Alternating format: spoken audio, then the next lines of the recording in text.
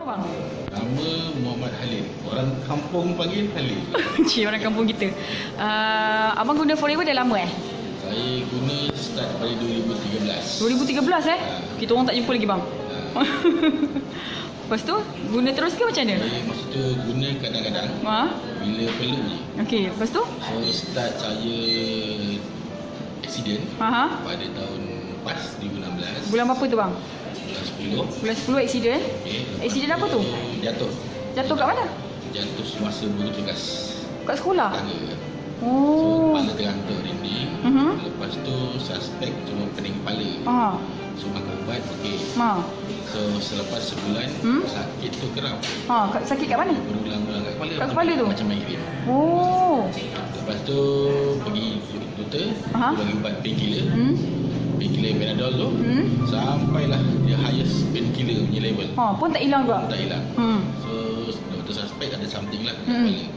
So buat CT scan. CT scan tak jumpa. Lepas tu buat ultrasound, jumpa. Lepas tu buat apa yang masuk dalam tu? MRI. MRI pun tak jumpa. Last option tadi doktor dia kata nak buat angiogram. So buat angiogram dekat HSA. So baru nampak ada tumpukan darah dekat kepala dan saraf dekat otak tu bengkak. Oh, berapa lama tu? Dah mula pecah dah. So doktor kata kena buat operation immediately. Kalau tak buat ada dua kemungkinan, sama ada saya koma terus ataupun saya pasui. Okey. So saya buat plan operation. So saya operate 31 Januari 2017. Tahun ni? Tahun ni. Lepas tu dia dalam 4 days balik rumah. Discharge. Lepas 2 hari tu buka jahitan. Okey. Kemudian saya consume produk Forever mula-mula dengan aloe jelly sapu dekat kepala. Okey, walaupun jahitan dah buka, sapu macam ni? Sebelum jahitan buka ke selepas? Selepas. Selepas jahitan buka, sapu aloe jelly? Sapu aloe jelly. Lepas tu selepas 4 hari kesan paruh tu dah tak ada, dah rata, tak nampak. Selepas 7 hari clean. Clean? So ini bukti dia. Kalau tengok ada sikit-sikit kesan lumah. Tak nampak dah bang? Okay. And then saya makan yang suplemen lain tu yang macam aloe vera gel, Alixi, propolis dengan pomestin. Then mata saya asalnya ni kanan ni tertutup boleh buka sebab perasan-perasan.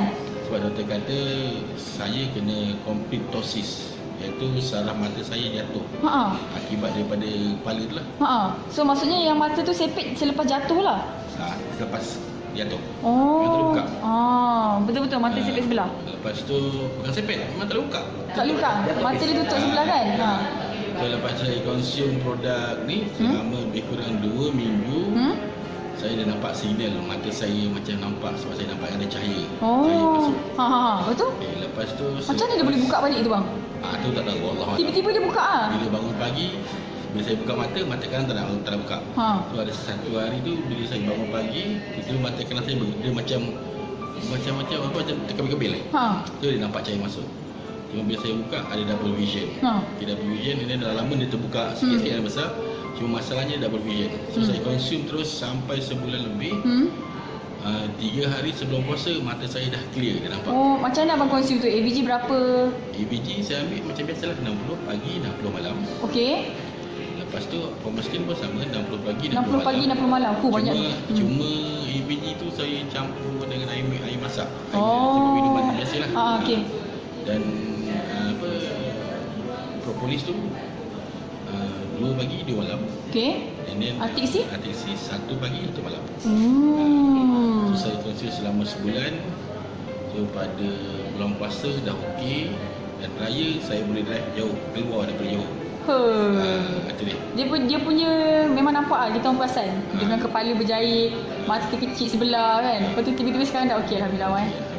So nak stop lagi ke Forever? Terima kasih Forever. Okey bang, thank you bang.